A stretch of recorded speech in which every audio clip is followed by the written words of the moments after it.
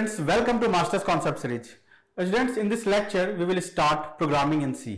Last lecture में हमने introduction देखा था प्रोग्रामिंग का, जिसमें हमने देखा कि किस तरह से किसी भी प्रॉब्लम को हमें सॉल्व करने के लिए क्या अप्रोच लेनी चाहिए और किस तरह से हमें एफिशिएंट वे में किसी भी प्रॉब्लम को सॉल्व करना चाहिए, ठीक है।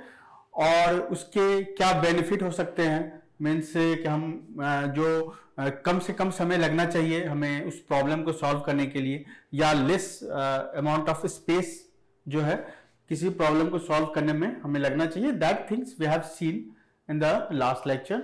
और इस लेक्चर में हम कुछ बेसिक कोडिंग देखेंगे सी प्रोग्रामिंग का। ये काफी बेसिक है और ये बेसिकली हम पहले कुछ प्रोग्रामिंग के एग्जांपल्स आज की क्लास में डिस्कस करेंगे और उसके बाद हम थ्योरेटिकल पार्ट में जाएंगे, क्योंकि सबसे पहले हम कुछ जो प्रोग्राम है वो हम आपको एक्सप्लेन करेंगे, जिससे कि आपको एक आइडिया हो जाएगा कि किस तरह से कोई भी प्रोग्राम, कोई भी प्रॉब्लम को हम सॉल्व कर सकते हैं और किस तरह से हम प्रोग्रामिंग लिखते हैं। और वो चीज से आप अगर अवेयर हो जाते हो, इन दैट केस अगर हम उसके बाद अगर हम थ्योरी पे जाते हैं तो you can interlink that theory with this programming. Okay, तो चलिए हम स्टार्ट करते हैं। ये बेसिक प्रोग्राम है, इसमें हम हेलो वर्ल्ड प्रिंट करना है हमें। तो यहाँ पे आप क्या देख रहे हो कि यहाँ पे कितने नंबर ऑफ स्टेप्स हैं। This is first, second, third, fourth, five step का प्रोग्राम है। ये स्टार्ट हो रहा है आपका मेन फंक्शन से।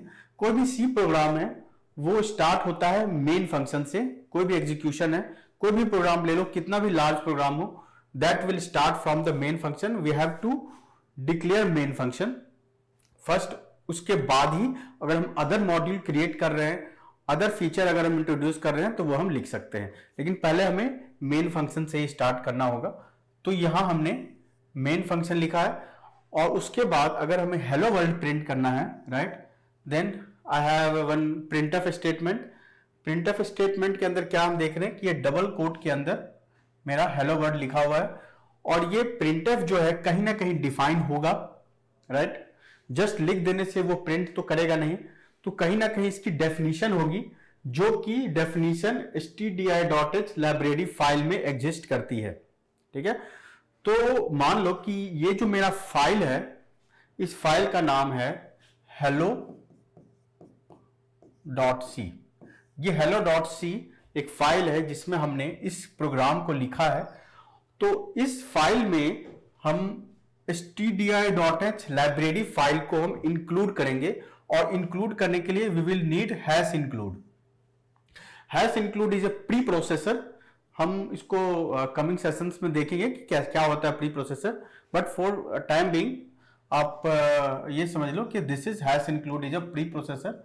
ये क्या होता है कि इसका काम है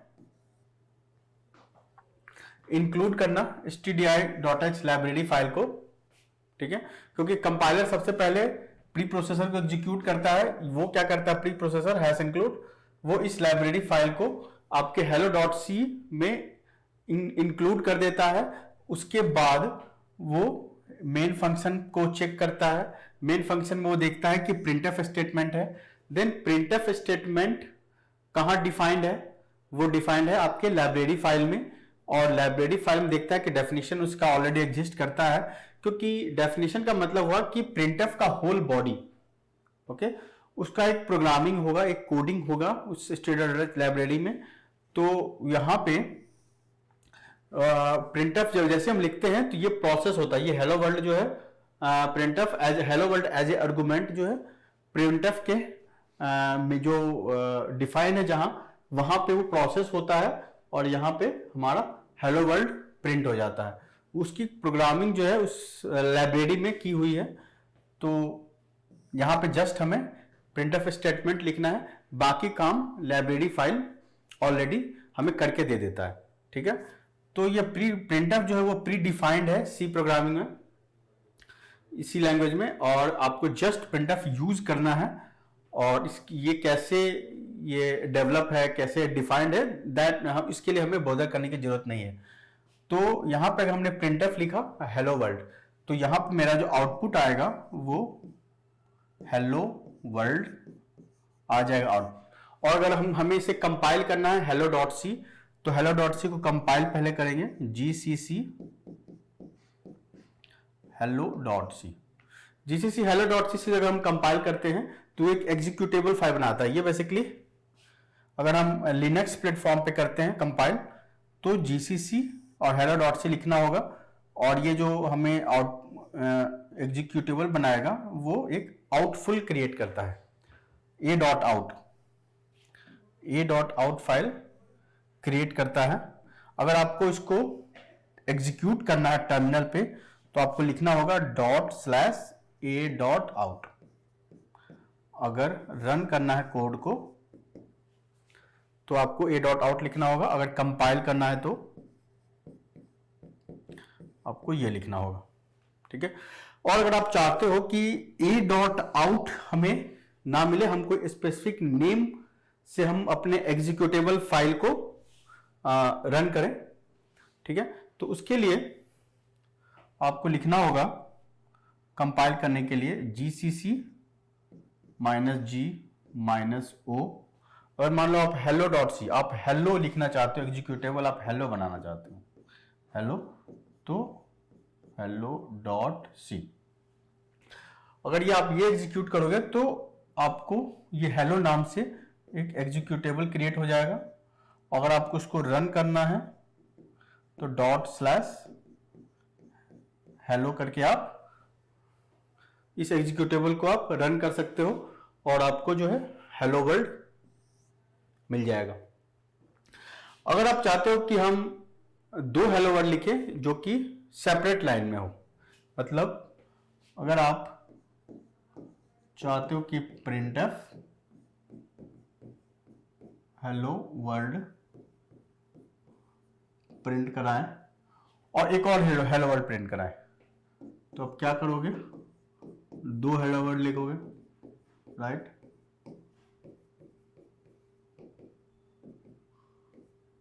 सी अगर हम इस तरह से प्रिंट कराते हैं, इसके नीचे भी हेलो वर्ड लिखते हैं, printf hello world, still it will not print in the new line. Means ये जो हेलो वर्ल्ड है नेक्स्ट लाइन में प्रिंट नहीं होगा। जैसे हम इसको एक एग्जांपल से देखते हैं, कोडिंग देख करके इसको वेरीफाई करते हैं, ठीक है। ये मेरा हेलो वर्ल्ड है, हेलो वर्ल्ड का कोड है, ठीक है, और हम चाहते हैं कि एक और हेलो वर्ल्ड इसके नीचे प्रिंट हो, तो हम क्या करेंगे, प्रिंटफ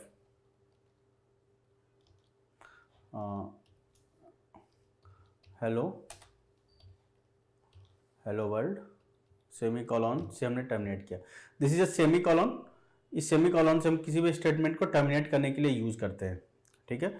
अगर हम इसको एग्जीक्यूट करते हैं तो आप आउटपुट देखोगे,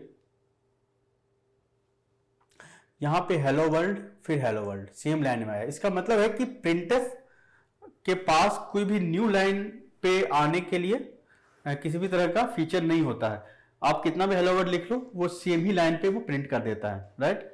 तो इसके लिए हम एक न्यू लाइन कैरेक्टर यूज करते हैं जिसको हम कहते हैं /n। अगर आपको फर्स्ट लाइन के बाद एक न्यू लाइन चाहिए, फर्स्ट हेलो वर्ड के बाद एक न्यू लाइन चाहिए और वहां से आपको दूसरा स्टेटमेंट प्रिंट करना है, तो आप यहाँ पे /n लिखोगे और इसको प्रिंट करोगे तो ये आपको न्यू लाइन में प्रिंट हो जाएगा, ठीक है। तो ये था हमारा पहला कोड हेलो वर्ल्ड का, ओके। अब हम क्या देखेंगे, assigned value in a variable. Means पहले केस में क्या था कि हमने हार्ड कोडेड वैल्यू हमने अपने कोड में डाल दिया था हेलो वर्ल्ड, उसे जस्ट प्रिंट कराया था। अब हम वेरिएबल देखेंगे कि हम एक वेरिएबल लेंगे और वेरिएबल में हमको वैल्यू हमको असाइन करना है और उसके बाद उसको प्रिंट कराना है। तो सबसे पहले जो हम वेरिएबल ले रहे हैं उस वेरिएबल को हमें इंट्रोड्यूस कराना होगा किसी भी कंपाइलर को, कि वो वेरिएबल किस टाइप का है, क्या साइज होगा उसका। ये सारी चीजें जब तक कंपाइलर को पता नहीं होगी तब तक वो उस वेरिएबल में कोई भी वैल्यू असाइन नहीं करेगा और हमें एरर देगा, ठीक है। तो एज पर फर्स्ट प्रोग्राम हमने यहाँ पे हैश इंक्लूड stdio.h लिखा, हमने stdio.h लाइब्रेरी को इंक्लूड किया है इस फाइल में। और ये जो है असाइंड वैल्यू इन वेरिएबल, तो हम इसको variable.c नाम का एक फाइल मानते हैं, ठीक है। ये variable.c फाइल है, उसमें ये प्रोग्राम मेरा लिखा हुआ है, ओके। और मेरा जो प्रोग्राम है वो int main से स्टार्ट हुआ है, और int main का ये बॉडी है, ठीक है। This is the body of int main function. वहां पे हमने एक वेरिएबल लिया है int n। यहां int n is the declaration, int n is the declaration of variable n, ठीक है। और n जो है, जैसे हम डिक्लेयर करते हैं वेरिएबल को, तो मेरा ये जो वेरिएबल है उसके लिए रैम में या फिजिकल मेमोरी में एक स्पेस क्रिएट हो जाता है, ठीक है, int n का। और इस मेमोरी का जो नाम हम हो जाएगा वो हो जाएगा n, ठीक है। और इस मेमोरी का कोई पर्टिकुलर एड्रेस होगा, मान लो 1000, ठीक है। ये हमारा एड्रेस है और इस मेमोरी का ये नाम है n, ठीक है।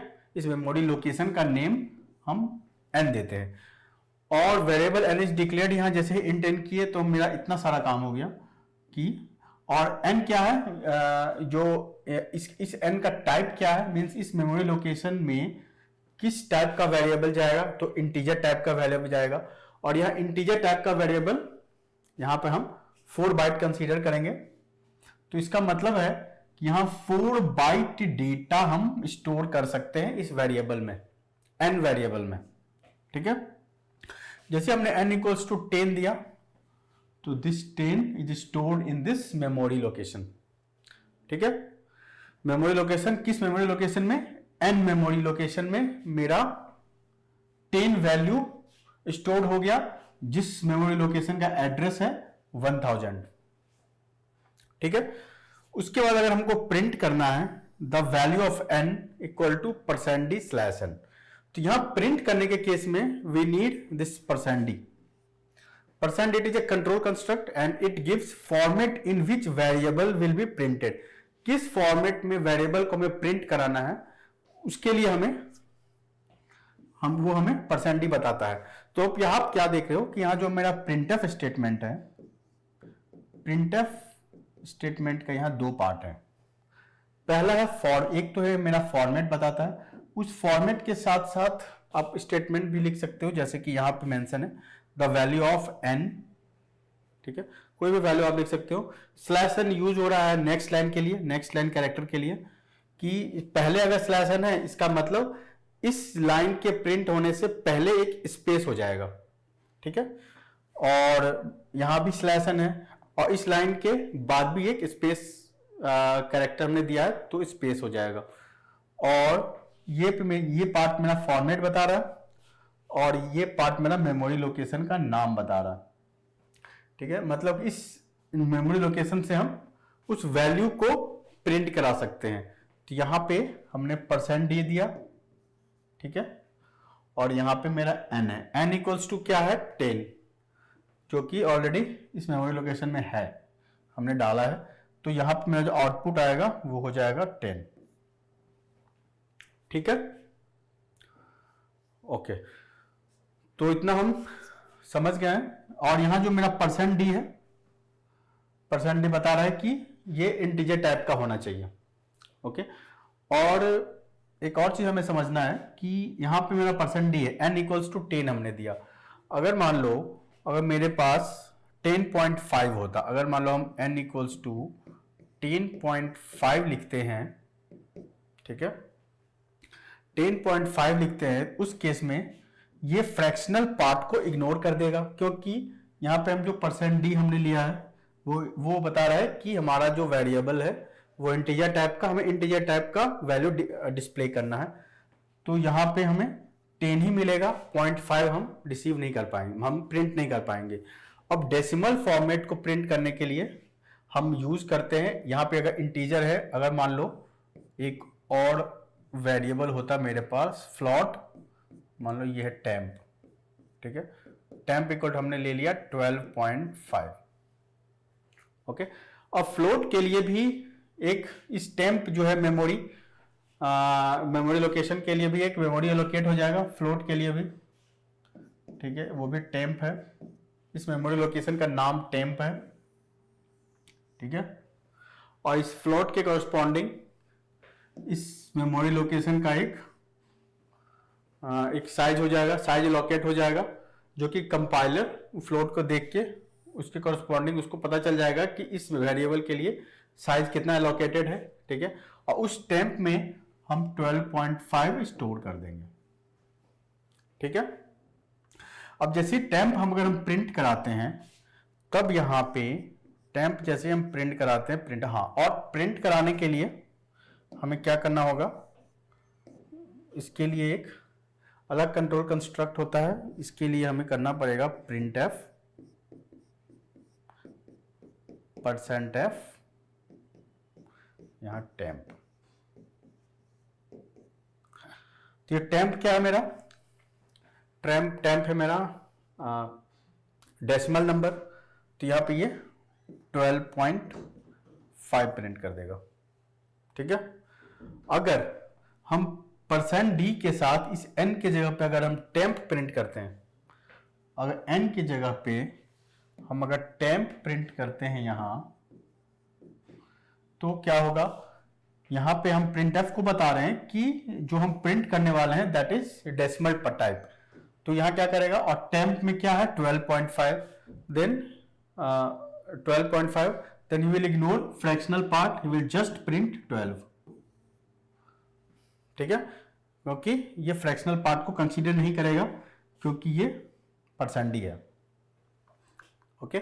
हाँ, और अगर इंट n है, और अगर मान लो इस टेम्प में अगर हम सिर्फ 12 डालते, अगर मान लो 12 डालते, इंटीजर पार्ट डालते, इसे फ्रैक्शनल पार्ट अगर हम स्टोर नहीं करते, अगर हम %f लिखते हैं, %f और टेम्प लिखते, और यहाँ टेम्प में हमने 12 लिखा है, 12 डाला है, तो ये 12.0 प्रिंट कर देगा। क्योंकि यहाँ पे फ्रैक्शनल पार्ट नहीं है, तो हमने यहाँ पे एडिशनली कंपाइलर जो है .0 करके उसको प्रिंट कर देगा, ठीक है। तो इस तरह से हम किसी भी वेरिएबल में वैल्यू को असाइन कर सकते हैं। और ये आप जितने भी डेटा टाइप्स देख रहे हैं, इंटीजर, फ्लोट, ये सारे हम कमिंग सेशन में देखेंगे कि किस तरह से हम इन डेटा टाइप को पे ऑपरेट करते हैं, ओके, ठीक है। अब हम रीड द वैल्यू, अभी तक हमने हार्ड कोडेड वैल्यू अपने वेरिएबल में हमने असाइन किया है। फर्स्ट प्रोग्राम में क्या था कि हमने जस्ट प्रिंट कराया था हेलो वर्ल्ड, ठीक है। और उसके बाद सेकंड प्रोग्राम में था कि हम वेरिएबल में हार्ड कोडेड वैल्यू डाल रहे हैं, जैसे n = 10 डाला। यहां पे कोई भी यूजर इंटरवेंशन नहीं हो रहा है, यूजर अपनी तरफ से कुछ भी एंटर नहीं कर रहा है, ओके। लेकिन इस कोड में क्या हो रहा है कि जब भी इस प्रोग्राम को हम एग्जीक्यूट करेंगे, तो at the time of execution user can enter the value, ठीक है। तो मान लो इस प्रोग्राम का नाम है read.c। ये रीड द वैल्यू मीन्स ये यूजर से वैल्यू रीड करेगा। एज यूजुअल यहां पे हमें stdr.h लाइब्रेरी इंक्लूड करना पड़ेगा, क्योंकि हम यहां printf और scanf दोनों ही यूज कर रहे हैं। That's why we have to include stdio.h। Then program will start from main function, और हमें वेरिएबल लेना है क्योंकि इस वेरिएबल में हमें वैल्यू असाइन करनी है, राइट। तो this the declaration of this variable, declaration, ये डिक्लेरेशन होते ही क्या होगा, n नाम का मेमोरी एलोकेट हो जाएगा, ठीक है। और उसका टाइप भी डिफाइंड है, जो कि कंपाइलर को पता ये प्रोग्राम देख के उसको पता चल जाएगा ये जो वेरिएबल है इंटीजर टाइप का है, तो उसके लिए वो 4 बाइट का मेमोरी एलोकेट कर देगा, ठीक है। मान लो इसका मेमोरी एड्रेस 1000 है, ठीक है। अब जैसे ही हम स्कैनफ पे आएंगे, जैसे यहां प्रिंटफ है, enter the value of n, और एक हम नया कीवर्ड देख रहे हैं /t। यहां पे क्या होगा कि कंपाइलर विल, जैसे हम इसको एग्जीक्यूट करेंगे आफ्टर कंपाइलेशन के बाद जैसे हम इसको एग्जीक्यूट करेंगे, कंपाइल वैसे करेंगे कैसे, कंपाइल करेंगे gcc and read dot C, तो यहाँ पे एक ए डॉट आउट नाम का एक फाइल बन जाएगा। ठीक है, यहाँ पे हमने कंपाइल किया और यहाँ पे रन किया। रन करेंगे तो ./a.out, इस तरह से हम इसको रन करेंगे, a.out। ओके, और जैसे ही हम एग्जीक्यूट करेंगे तो हमारा कंट्रोल प्रिंटफ तक आएगा। प्रिंटफ में क्या है, enter the value of n। Enter the value of n जैसे आएगा तो हमको इस तरह से प्रिंट आएगा, enter the value of n, और उसके बाद /t है। /t है, इसका मतलब ये यहां पे मेरा कर्सर ब्लिंक करेगा, ये इतना पार्ट मेरा स्पेसिंग हो जाएगी। ये /t डिनोट करता है टैब को। टैब मतलब कि एक स्पेस हमें प्रोवाइड कर देगा, मीन स्पेसिंग कैरेक्टर है ये, स्पेस देने के लिए इतना बड़ा स्पेस हमें मिल जाएगा /t देने से। /n देने से हम नेक्स्ट लाइन पे आ जाते थे, /t देने से हम स्पेस छोड़ के हम आगे तक मेरा कर्सर आ जाएगा, और यहां से हम कोई भी वैल्यू प्रिंट कर सकते हैं, क्योंकि हम जानते हैं कि जहां भी कर्सर होता है वहां से हम टाइपिंग स्टार्ट कर सकते हैं। तो मेरा कर्सर यहां ना होके यहां आ जाएगा।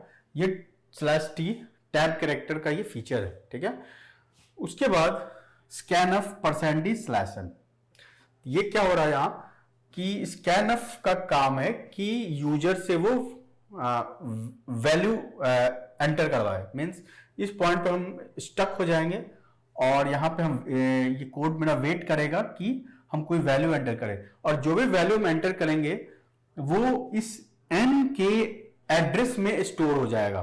ठीक है, यहाँ पे m% सिंबल जो है, ये m% सिंबल बता रहा है address of this memory location.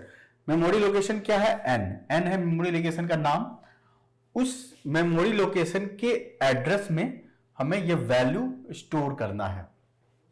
ठीक है, हम यहाँ एड्रेस क्यों यूज कर रहे हैं वो हम कमिंग सेशन में देखेंगे, कि जैसे हम कॉल बाय रेफरेंस में देखेंगे कि जब भी हम एड्रेस पास करते हैं तभी हमारा वैल्यू जो है स्टोर हो पाता है, अदरवाइज हम वैल्यू स्टोर रिटेन नहीं कर पाते हैं। That's why we use m%, जो कि हम पूरे डिटेल में देखेंगे कमिंग सेशन में। ओके, तो ये फॉर्मेट है, और यहां भी हम %d का यूज कर रहे हैं। ये बता रहा है कि किस टाइप का वैल्यू हमें एंटर करना है। ओके, उसके बाद एंटर करने के बाद printf the value of n equals to %d/n। यहां पे हम वैल्यू जो भी हमने एंटर किया है उस मेमोरी में, ये 1000 है, 1000 वाला जो एड्रेस का लोकेशन है उसमें हम मान लो हम कोई वैल्यू एंटर किए 15, वो इसमें 15 रिसीव हो गया उस मेमोरी में। उसके बाद इस मेमोरी लोकेशन को हम प्रिंट कराएंगे, मीन्स n है मेरा मेमोरी लोकेशन, तो %d उसका टाइप है, डेटा टाइप, किस टाइप का मेमोरी लोकेशन, किस टाइप का वेरिएबल को हमें डिस्प्ले कराना है, और /n यहां बता रहा है न्यू लाइन। ठीक है, तो जैसे ही %d हम लिखेंगे तो ये जो n की वैल्यू है वो यहां प्रिंट होगी। ठीक है, जैसे अगर आप लिखते हो the value of n %d, यहां पे हमने /n लिखा। ठीक है, यहां पे हमने /n लिया नेक्स्ट लाइन के लिए। ओके, और ये वैल्यू n, तो जब मेरा आउटपुट आएगा तो ये जो वैल्यू है n के लिए वो यहां पे आ जाएगी। इसका मतलब द वैल्यू ऑफ n पर सेमीकोलन कॉलन, और ये %d को रिप्लेस करके हमारा यहाँ n आ जाएगा। ठीक है, और उसके बाद ये नेक्स्ट लाइन कैरेक्टर है, तो मेरा कर्सर यहाँ आ जाएगा। अगर हम इसके बाद कोई भी वैल्यू हम प्रिंट कराए होते, कुछ भी हमने यहाँ पे लिखा होता, तो वो यहाँ से वो स्टार्ट हो जाता। जैसे यहाँ पे हेलो वर्ल्ड या वेलकम, जैसे यहाँ पे अगर हम इस लाइन के बाद अगर हम मान लो लिखे होते printf वेलकम, ठीक है, तो यहाँ पे मेरा वेलकम स्टार्ट हो जाता। ठीक है, चलो इसको हम एक बार प्रैक्टिकल करके देखते हैं। ये मेरा पहला प्रोग्राम था। Okay, I will remove this one. और हमने क्या बनाया, एक रीड फंक्शन बनाया है। ओके, रीड फंक्शन बनाया है और एक हम read dot C file create करते हैं। Read dot C file, okay, hash include class stdio.h। ये हमने लाइब्रेरी इंक्लूड कर दिया। Now my program will start from main function. Okay, then main function के बाद हमें एक वेरिएबल का नाम देना होगा और डिक्लेयर करना होगा। ओके, डिक्लेयर होते ही इसका एक मेमोरी लोकेशन क्रिएट हो गया और इसका टाइप भी डिफाइंड हो गया कि इंटीजर टाइप है। ओके, और उसके बाद हमें एंटर करना है value printf enter the value n then slash. चलो हम नेक्स्ट लाइन ले लेते हैं यहाँ पे। ओके, और जो भी प्रिंट हमें कराना है, जो भी रीड करना है वैल्यू, वो हम स्कैनफ से लेंगे। किस टाइप का है ये, %d टाइप का है और दिस इज m%n। ओके, और उसके बाद printf और ed एंटर्ड वैल्यू हम चाह रहे हैं कि यहाँ भी मेरा स्लैशन हो जाए और यहाँ entered value then %d then slash n. ठीक है, और हमें क्या प्रिंट कराना है, वैल्यू, तो वैल्यू प्रिंट कराना है तो n, और यहाँ पे हम n की जगह /t लिख देते हैं। ओके, ठीक है, और उसके बाद इसको सेमीकोलन से हमने टर्मिनेट कर दिया। ओके, और ये जो है दिस इज रीड। ओके, तो दिस इज, हम इस रीड को कॉल करना है ना।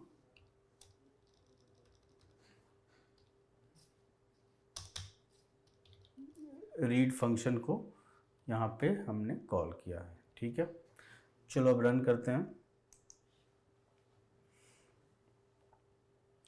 यहाँ पे क्या प्रॉब्लम है, इंक्लूड, हाँ ओके, हमें यहाँ पे मेन फंक्शन में डिक्लेयर करना होगा कि what is read.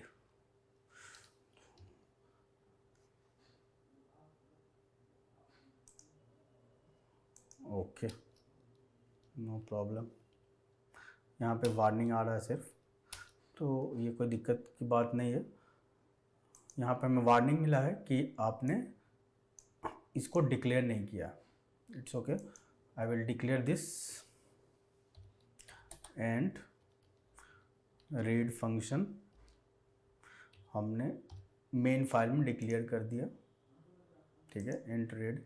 Now I will not get any C. यहाँ पे क्या देख रहे हो आप, यहाँ पे टैब आ रहा है, स्पेस, यहाँ पे हमने 10 असाइन किया, यहाँ भी वैल्यू आ गया 10। ओके, ठीक है, तो आप इतना तो समझ गए होंगे कि कैसे वैल्यू रीड होती है किसी भी वेरिएबल में। अब एक हम एग्जांपल लेते हैं। उस एग्जांपल में हम एक देखेंगे कि किस तरह से किसी भी क्वाड्रेटिक इक्वेशन का हम रूट कंप्यूट करते हैं। ठीक है, तो किसी भी क्वाड्रेटिक इक्वेशन का रूट क्रिएट करने के लिए हमें क्या चाहिए होता है, रूट क्या होता है,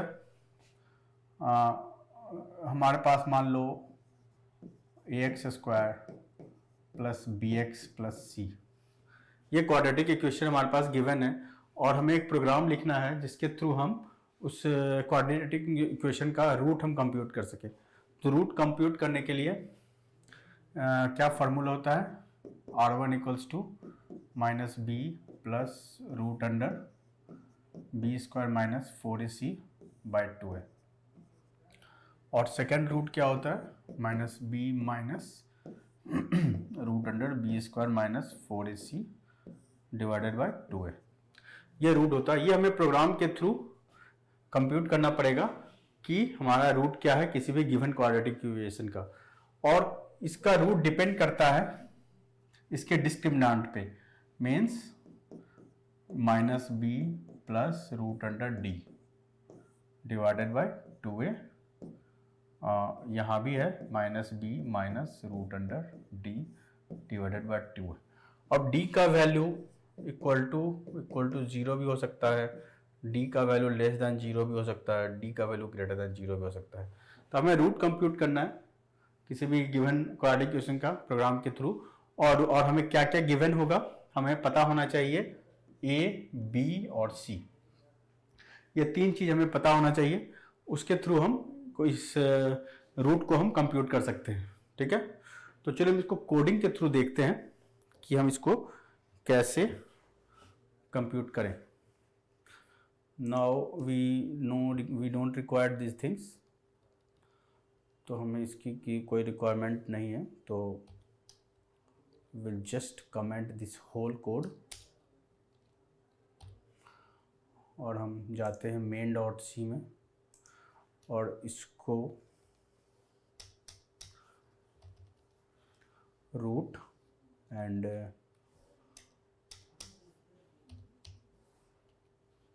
चलिए ये हमारा यहाँ पे हमने डिक्लेयर कर दिया रूट को, और यहाँ पे हमने रूट फंक्शन कॉल किया मेन से। एक हम न्यू फाइल क्रिएट करते हैं root.c। ओके, ठीक है। नाउ हैश इंक्लूड, ये हैश इंक्लूड हम दे रहे हैं किस लिए, printf और scanf के लिए। ठीक है, नाउ इंट रूट, राइट।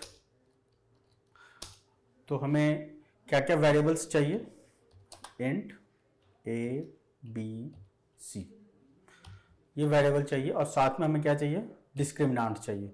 तो डिस्क्रिमिनेंट को हम d से डिनोट करते हैं यहाँ एज अ वेरिएबल। ओके, तो पहले हम डिस्क्रिमिनेंट मैच कर लेते हैं। अगर डिस्क्रिमिनेंट ग्रेटर देन है, इक्वल टू है, लेस देन है, ठीक है, तो d equals to B square minus 4 multiplication a multiplication c। This way we can compute discriminant. Okay, d equals to b square minus 4ac. Now we have to check discriminant, is it greater than, less than or equal to। ठीक है, तो हम यहाँ पे check करेंगे। There are some keywords we will use जो कि हम आगे अपने सेशन में देखेंगे वन बाय वन। तो यहाँ पे हम एक इफ कंडीशन का यूज कर रहे हैं। ठीक है, इफ कंडीशन का मतलब हुआ कि it will just check the condition. अगर इफ d इक्वल टू 0 है, d अगर इक्वल टू 0 है, और हाँ, और यहाँ पे हम अगर हमको कंपेयर करना होता है तो हम डबल इक्वल टू साइन का यूज करते हैं, d डबल इक्वल टू 0। अगर हमें असाइन करना होता है, अगर d में 0 असाइन करना है, जैसे यहाँ देख रहे हो आप, d equal to B square minus 4ac, जो भी बी स्क्वायर माइनस 4ac का वैल्यू होगा कंप्यूट होने के बाद वो d में असाइन हो जाएगा। ठीक है, लेकिन यहाँ पे हम डबल इक्वल टू लिख रहे हैं क्योंकि यहाँ पे हम कंपेयर कर रहे हैं। अगर d का जो वैल्यू है वो 0 से मैच करता है, इसका मतलब डिस्क्रिमिनेंट अगर मेरा 0 है, इस केस में मेरा दोनों ही रूट क्या होगा, इक्वल होगा, मीन सेम होगा। तो यहाँ पे हम एक printf लिख सकते हैं, रूट्स आर इक्वल, और अगर हमने इंटीजर टाइप डिफाइन किया है, ठीक है, और इसका वैल्यू क्या होगा, minus b divided by 2 multiplied ए।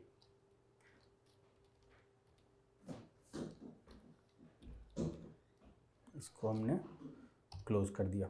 सी, अगर मेरा डिस्क्रिमिनांट 0 हो जाता है, अगर मेरा डिस्क्रिमिनांट यहाँ 0 हो जाता है, अगर यहाँ d इक्वल्स टू 0 हो जाता है, इस केस में मेरा रूट क्या होगा, -b/2a। इस केस में भी होगा, इस केस में भी होगा। मेरा डिस्क्रिमिनांट 0 है, इसका मतलब R1 R2 both roots are equal. ठीक है, तो वही हमने किया है कि -b/2a हमने मेंस लिखा है यहाँ पे। ठीक है, अब सेकंड कंडीशन है कि इफ के बाद else if d less than 0, मतलब d नेगेटिव होता है तो मीन्स इमेजिनरी रूट होगा यहाँ। ठीक है, इफ d लेस देन 0, इसका मतलब printf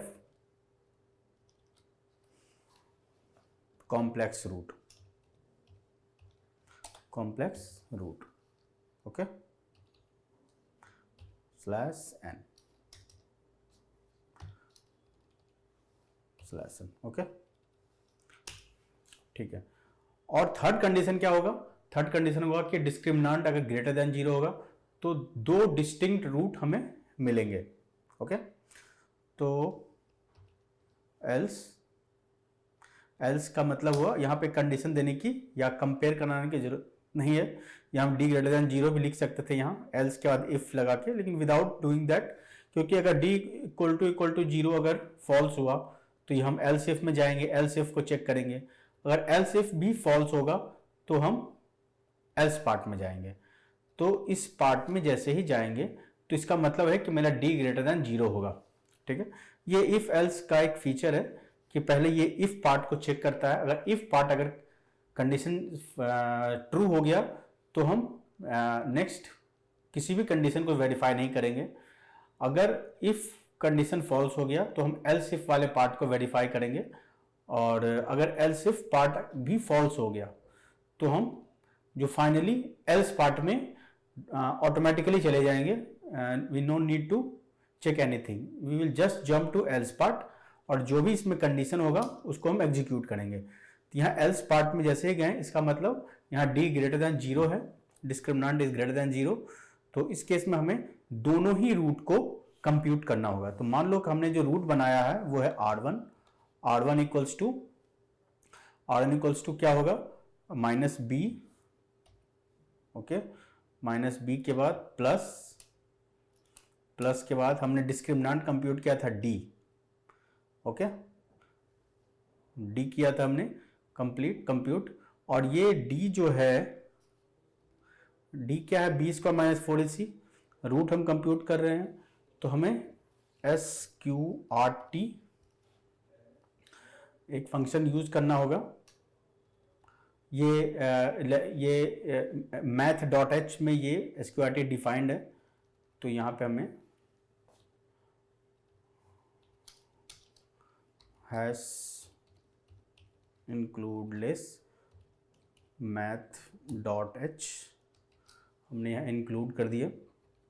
ठीक है, -b plus SQRT -b plus root under b² - 4ac। ठीक है,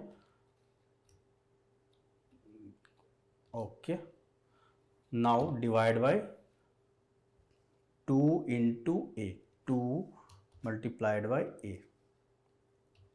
ठीक है, एक ये पार्ट हुआ R1 के लिए। अब दूसरा हम R2 कंप्यूट करना होगा। R2 कैसे करेंगे, R2 के लिए हमें R2 -b माइनस ये होता है, और हमने दो वेरिएबल यूज किए हैं R1 और R2। ठीक है, तो R1 और R2 को भी यहां पे डिक्लेयर करना पड़ेगा।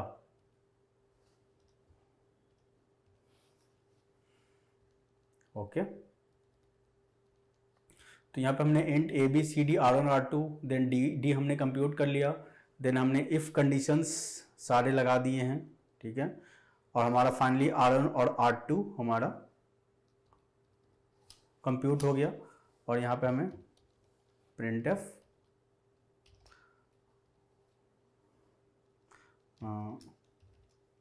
Roots R1 percent D, R2 percent D, okay, और यहाँ पे R1 एंड R2, ठीक है। R1 और R2 हमने यहाँ पे प्रिंट करा दिया, ठीक है। अब क्या बचा है इसमें?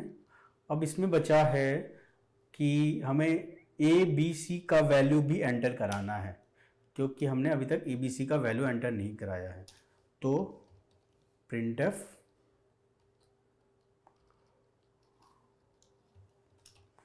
enter the value a b c, okay.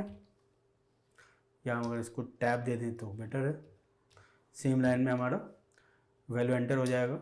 Now enter करने के लिए हम क्या करते हैं, स्कैनफ यूज़ करते हैं। वैल्यू अगर इनपुट करना होता है तो now percent D percent D percent D, ठीक है, percent D percent D percent D, और क्या क्या है, A B C, A B then %c, ठीक है। तो अब यहाँ पे हमने लाइब्रेरी फाइल्स इंक्लूड कर दिया, stdir.h, then mat.h, then root function है मेरा। उसके बाद हमने सारे वेरिएबल्स डिक्लेयर कर दिए, int A B C D and R1 R2। अब हम यूज़र से पूछ रहे हैं कि enter the value A B C की वैल्यू एंटर करने के लिए नाउ स्कैनफ के से हम ए बी सी एंटर करवा रहे हैं, ठीक है।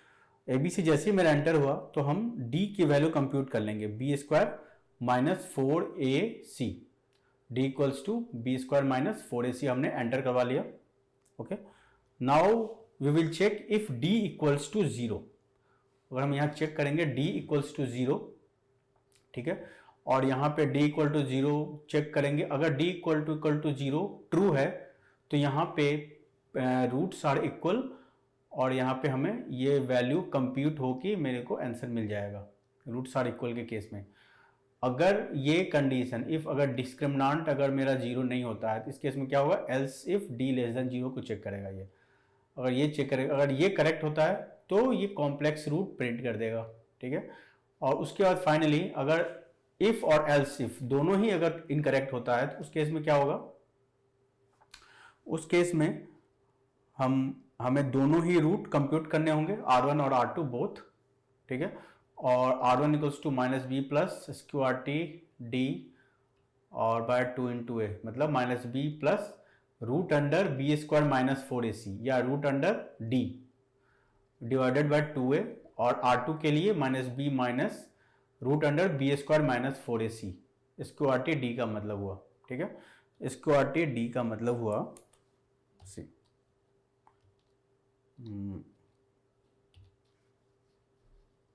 S Q R T D का मतलब हुआ root under B square, sorry इस पे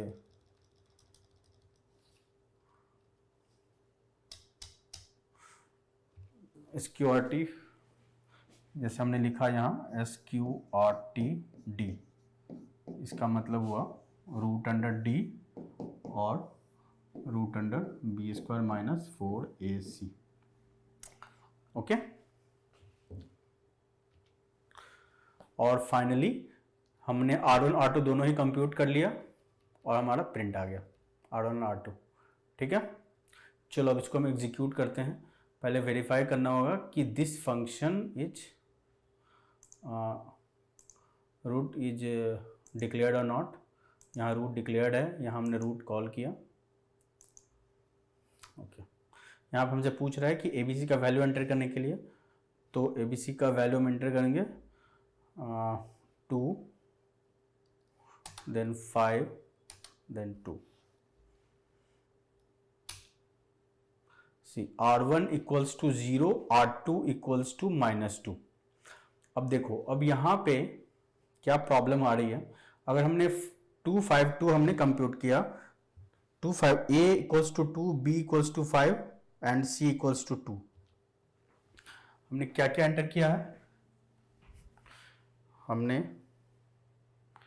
एंटर किया है a equals to 2, b equals to 5 and c equals to 2। इसका मतलब इसका डिस्क्रिमिनेंट हो जाएगा d क्या हो जाएगा, b square minus 4ac means 5 square minus 4 into a into c, 25 minus 16 9। अगर मैं रूट कंप्यूट करते हैं, r1 equals to minus B plus root under 9 divided by 2 multiplied by a है क्या 2, क्या आना चाहिए -5 प्लस 3 बाई 2a, a है 2 4, इसका मतलब -2 बाई 4, इसका मतलब आना चाहिए -0.5, ठीक है। और r2 -5 minus root under 9 divided by 2 multiplied by a क्या है, a है 2 -5 माइनस 9 मतलब 3 divided by 4 minus a divided 4 means -2। आप यहाँ देख सकते हो कोड में जो मेरे पास रिजल्ट आया है, रिजल्ट में क्या है, रिजल्ट में एक तो रूट मेरा आया है 0, ठीक है, दूसरा रूट आया है -2। हमारा एक तो करेक्ट है, एक वैल्यू तो मेरा करेक्ट आया है, ठीक है, -2, एक वैल्यू ये -2, लेकिन दूसरा -0.5 है। लेकिन एज पर आवर सॉल्यूशन यहाँ पे 0 है। 0 इसलिए है क्योंकि हम एज ए इंटीजर प्रिंट करवा रहे हैं, एज ए इंटीजर प्रिंट करवा रहे हैं और हमारा जो फ्रैक्शनल पार्ट है उसको इंटीजर कंसीडर नहीं कर रहा है। That's why we have to write float type of data type, ठीक है। तो float type of data type हमें यहाँ यूज करना पड़ेगा ताकि हम करेक्ट वैल्यू प्रिंट करवा सकें। तो हम यहाँ फ्लोट देते हैं तो यहाँ पे हम स्कैन एफ में भी हमें एज ए फ्लोट ही डिस्प्ले कराना होगा या एंटर कराना होगा, ठीक है। तो यहाँ पे जो डी वैल्यू आया, डी को भी हमने एज ए फ्लोट ही डिक्लेयर किया है, तो यहाँ पे डी में भी ये जो फाइनल वैल्यू कंप्यूट हो के आएगा वो भी as a floating point float ही वहाँ पे डी में वो वैल्यू स्टोर होगा, ठीक है। अब यहाँ पे डी इक्वल टू 0 कंपेरिजन हुआ, रूट्स आर इक्वल, तो रूट्स आर इक्वल, तो रूट्स को अगर हम प्रिंट कराएंगे तो इस केस में यहाँ भी हमको इसको एज ए फ्लोट ही प्रिंट करना पड़ेगा। अगर डी लेस देन 0 है तो कॉम्प्लेक्स रूट, और यहाँ पे जो हम कंप्यूट कर रहे हैं r1 equals to -b plus square root of d by 2 into a, तो इस केस में भी ये भी जो कंप्यूटेशन हो रहा है ये भी फ्लोटिंग पॉइंट नंबर ही आ रहा है, और r1 को भी हमने यहाँ पे फ्लोट r1 r2 ही डिक्लेयर किया है। तो यहाँ पे जो हम डिस्प्ले करेंगे अब, तो इसको %d को f करना होगा और इसको भी हमें f करना होगा, और यहाँ पे मेरा r1 r2 डिस्प्ले हो रहा है। अब अगर हम प्रिंट करें, एग्जीक्यूट करें 2 5 2, अगर अब आप आंसर देखोगे इसका, तो पहले रूट -0.5 और दूसरा रूट है -2, ठीक है। यही सेम मेरा -0.5 आ रहा है, -0.5 और -2, यहाँ पे 2.0 होगा क्योंकि हम एज ए फ्लोटिंग पॉइंट हम इसको डिस्प्ले करवा रहे हैं, ताकि दैट्स वाई -2 के साथ हमें एक फ्रैक्शनल पार्ट भी हमारा ऐड होके आ रहा है डिस्प्ले में, ठीक है। चलिए